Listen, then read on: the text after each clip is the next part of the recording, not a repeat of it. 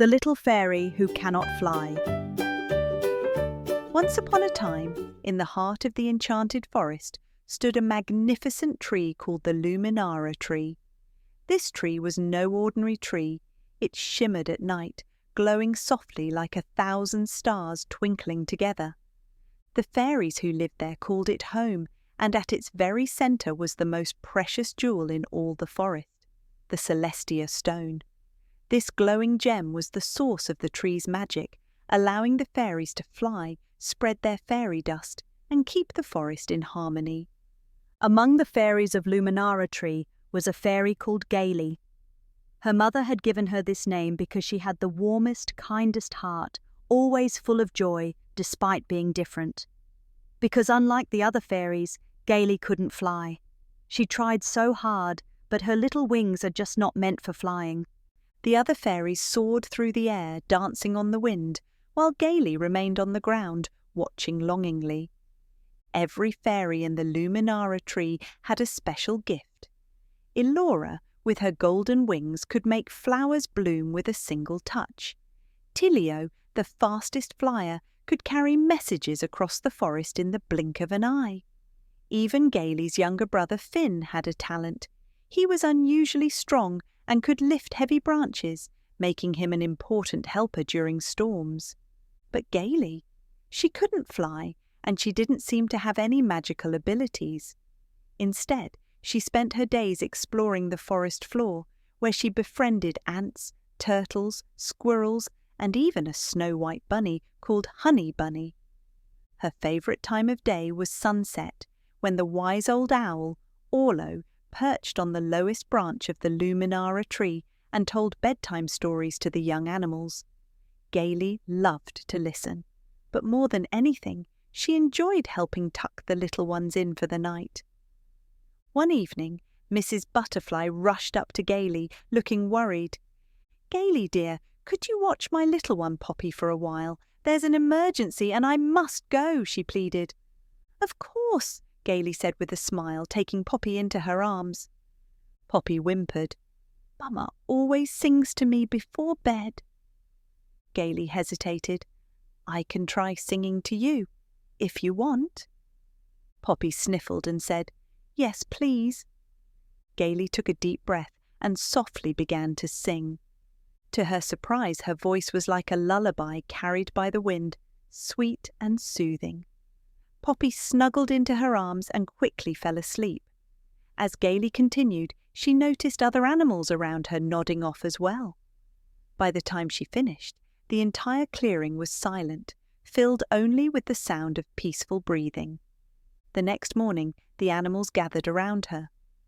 "Thank you for the best sleep we've ever had," they said. It was then that Gaylie realized her talent. She had the gift of song.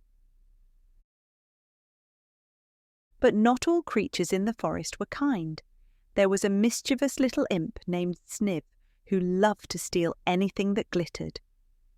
One day, Sniv overheard the fairies chatting by the river about the Celestia Stone. His eyes widened with greed.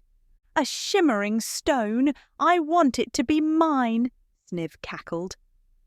That night, when all the fairies were asleep, Sniv snuck into the tree and stole the Celestia Stone. By morning, the tree had begun to wither. The fairies searched high and low, but Sniv was too fast. Since he had escaped to the forest floor, the winged fairies struggled to track him through the thick branches and thorny bushes. "We must find him soon," the Fairy Queen declared. "Without the stone, our magic will fade." Gaylie stepped forward. "I will find him. I know the forest better than anyone." She set off, asking her animal friends if they had seen Sniv. But no one had. However, Honey Bunny thought for a moment and then said, "You should ask the old badger, Bristle. If there's someone who knows, it would be him." Determined, Gaylie set off to find Bristle, hoping he would help her on her quest. "I might know something," Bristle grumbled low, "but I won't talk for free. Sing me a song. It's been years since I've had a good sleep." So that is why Bristle is always grumpy. He had trouble sleeping. Gaylie smiled and began to sing a soft melody. Before she even finished, Bristle let out a loud snore. But just before he dozed off, he mumbled, "That imp sings about his hideout in the middle of the night. Listen to his song, and you'll know where he lives." Gaylie remembered Sniv's playful nature. He often danced and sang about his tricks. If she could hear his song, she might find him. She waited patiently for midnight to come. Then she finally heard a familiar cackling voice. "Through the brambles, past the tree, where the twisted roots will be, hidden deep where fairies fear, that's where I keep my treasure near." Gaylie followed the clues to an old hollow tree covered in vines. Peeking inside, she saw the Celestia Stone. But before Gaylie could grab the stone, she heard Sniv arriving, singing another silly song. She quickly hid and waited, but Sniv took his time, humming and dancing around. Finally, he curled up, clutching the Celestia Stone. Gaylie thought he was asleep, but every time she moved closer, Sniv would suddenly stir and mumble. She had to wait a little longer. When she finally heard his soft snores, Gaylie took a deep breath and began to sing, just to be sure. With one last snicker, Sniv fell into a deep sleep. Gaylie tiptoed inside, carefully taking the Celestia Stone from his grasp. She hurried back to the Luminara Tree and placed the stone in its rightful spot.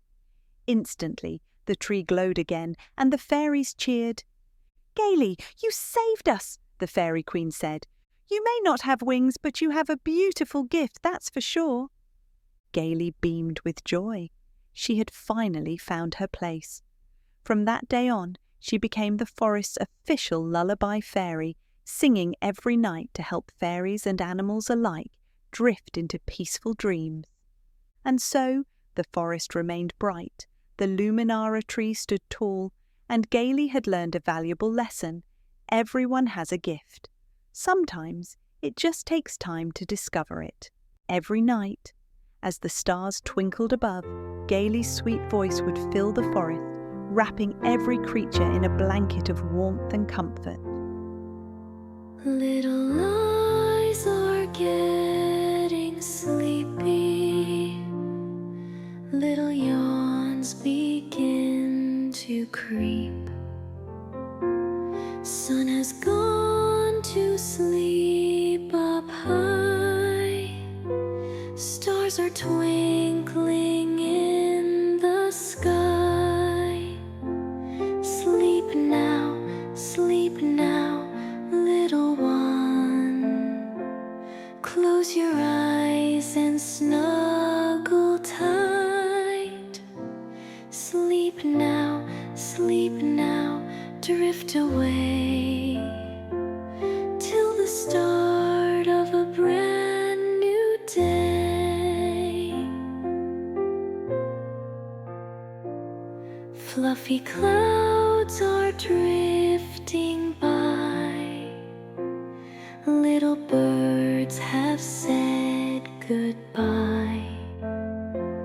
Moon is shining soft and bright. I'll hold you through